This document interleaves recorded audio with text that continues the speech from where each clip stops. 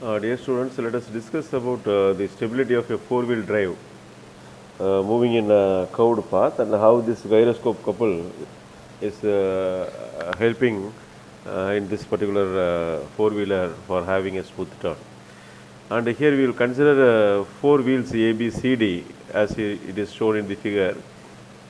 And this is a front end and this is what rear end. This AB are the front wheels and the CD are rear wheels. And here when it takes a left turn, this A and C becomes inner wheel and this B and D becomes outer wheel. Suppose if it takes right turn, this B and D will become inner wheels and A and C becomes outer wheels. So this nomenclature depends upon the turn which this automobile is taking, right? And here the center of gravity CG of the vehicle lies vertically above the road surface. So this center of gravity G, here only this engine and other driver cabin, everything would be there.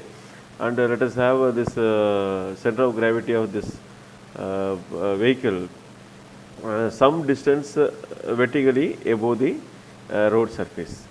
Let small m be the mass of the vehicle and capital W be the weight of the vehicle in newtons, that is m into g. And Rw be the radius of the wheels and the capital R is the radius of the curvature in meters. So it is taking a turn, that means that it moves in a curve, so its radius of curvature will be R, whereas each wheel will have the radius as Rw. Okay. So h is the distance of the center of gravity vertically above the road surface in meters.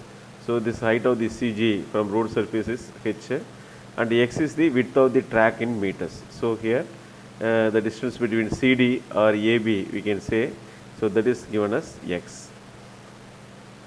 And this IW and IE becomes the mass moment of inertia of the wheels and rotating parts in kg per meter square, and omega W and omega E becomes the angular velocity of the wheels and rotating parts.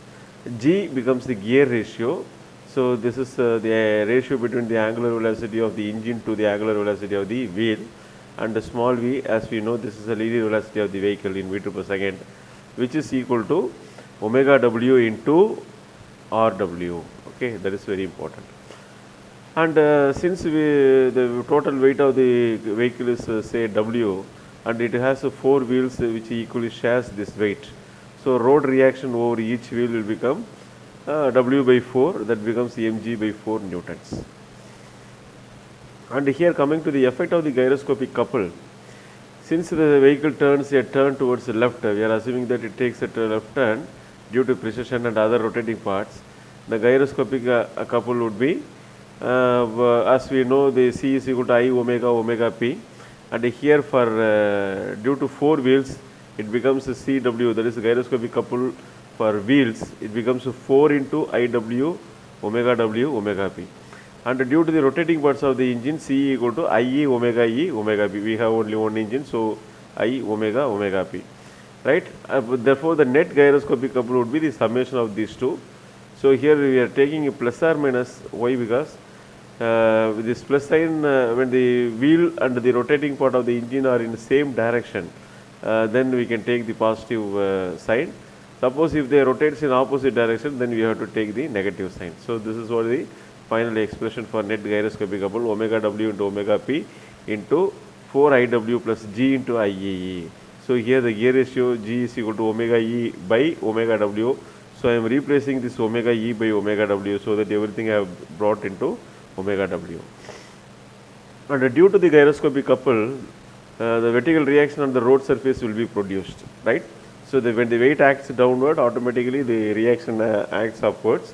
So this reaction will be vertically upward on the outer wheels and vertically downward for the inner wheels. So this is what very important. So here we have to see, remember this arrow marks. See, for this W by 4 is the reaction of the road. So on A, B, C, D, on four things, this W by 4 will be acting upward. Whereas this P by 2 acts downward for the inner wheels and upward for the outer wheels. Similarly, this Q by 2, that is the overturning couple, will be acting downward in the inner wheels and upward for the outer wheels. So this direction is very important, because the direction only determines the sign. And this vertical reaction at each outer or inner wheel, generally irrespective of the direction, will be P by 2, where P is equal to C by X. That is this couple what we have found out divided by the X. So P by 2 means C by 2X. So the effect of the centrifugal couple,